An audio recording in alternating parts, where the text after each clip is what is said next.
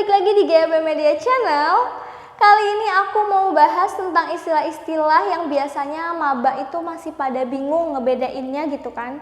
Ini hubungannya ada di SNMPTN, ada juga di SBMPTN, ada juga di jalur mandiri ya.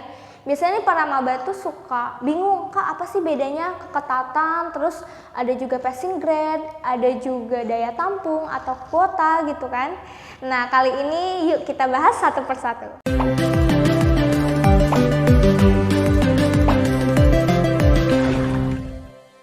Yang pertama itu ada kuota atau daya tampung.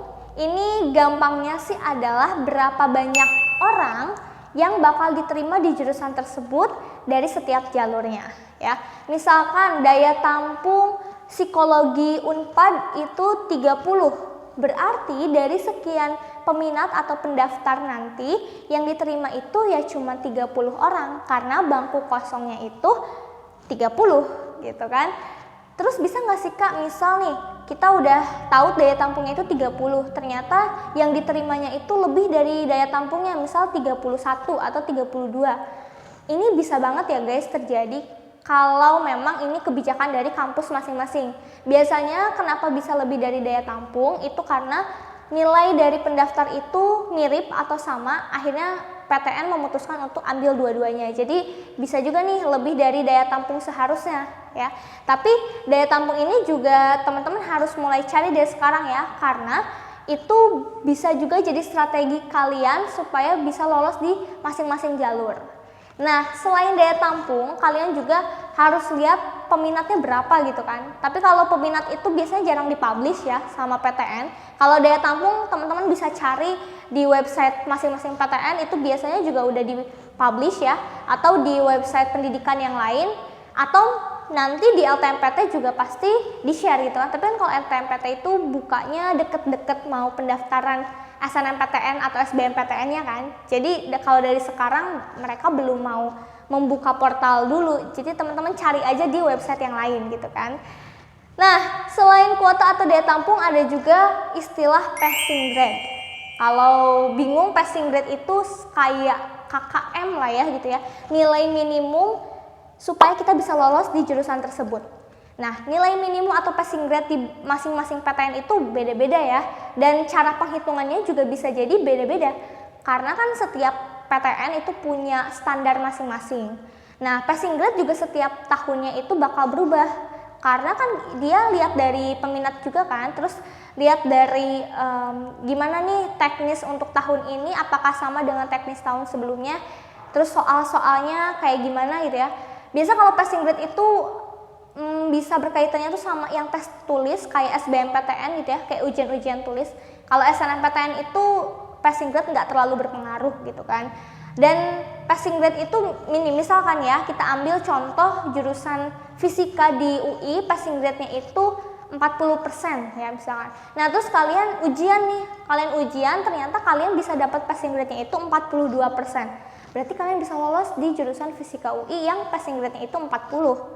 Karena kalian kan nilainya 42% gitu kan.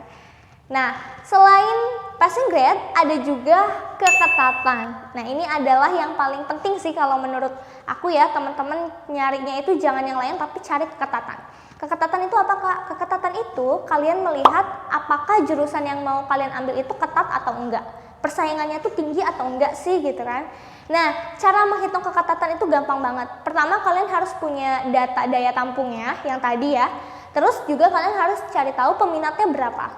Nah, kalian cari tahunya itu misal keketatan untuk tahun 2021, berarti kalian harus cari tahu daya tampung di tahun 2021.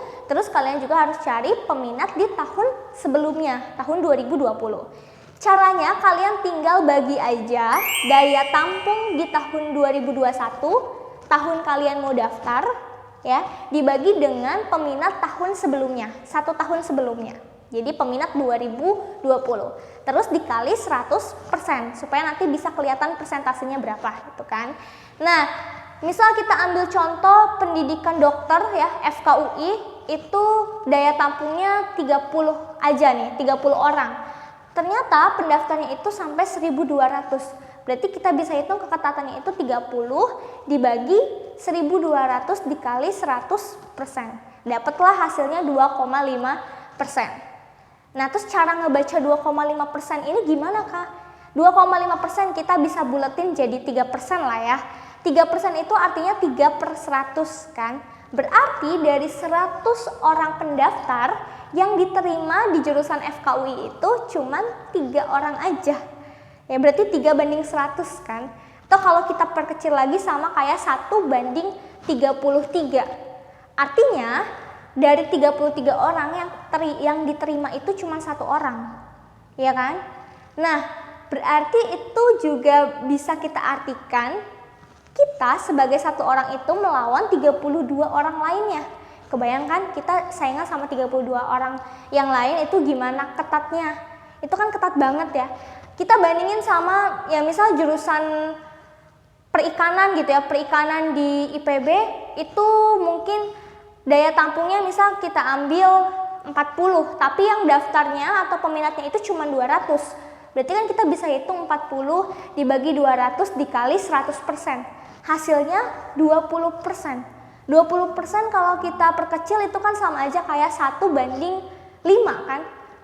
Otomatis dari 5 orang yang diterima itu 1 orang. Kita berarti cuma bersaing sama 4 orang yang lain kan. Coba bandingin 1/5 dengan 1/33 yang tadi. Lebih banyak mana peluangnya? Lebih banyak yang 1/5 dong, karena kita cuma saingan sama 5 orang aja dibanding yang 1/33. Ya kan? Jadi semakin persentasenya itu kecil angkanya, justru daya saingnya itu semakin tinggi. Artinya semakin ketat jurusan yang mau kalian ambil. Tapi kalau persentase keketatannya itu besar atau tinggi, berarti daya saingnya itu justru rendah. Jadi kalian punya banyak peluang. Nah, mulai dari sekarang berarti kalian harus cari tahu dulu yang keketatan angkanya itu besar persentasenya, karena itu berarti kalian punya peluang yang bagus di jurusan tersebut. Gitu teman-teman ya, jadi itu perbedaan dari daya tampung, terus juga passing rate dan juga keketatan. Nah, buat sekarang kalau kalian mau mempersiapkan lagi strateginya adalah kalian harus tahu dulu nih daya tampung setiap jurusan yang mau kalian ambil, terus peminatnya berapa. Nah Kak, kalau peminat itu kayaknya agak susah deh kita carinya ya. Memang agak susah ya kalau peminat karena nggak selalu dipublish nih di website-website PTN-nya. Tapi mungkin teman-teman bisa cari tahu juga dari alumni sebelumnya atau dari guru BK di sekolah. Oke, itu aja untuk penjelasan dari istilah-istilah yang ada di jalur seleksi masuk PTN. Ini bisa ada di SNMPTN atau juga SBM atau juga di jalur mandiri ya. Dan harapannya dengan mengetahui istilah-istilah ini teman-teman jadi bisa mempersiapkan strategi dengan baik. Oke, see you on the next video. Jangan lupa untuk comment, like, and subscribe.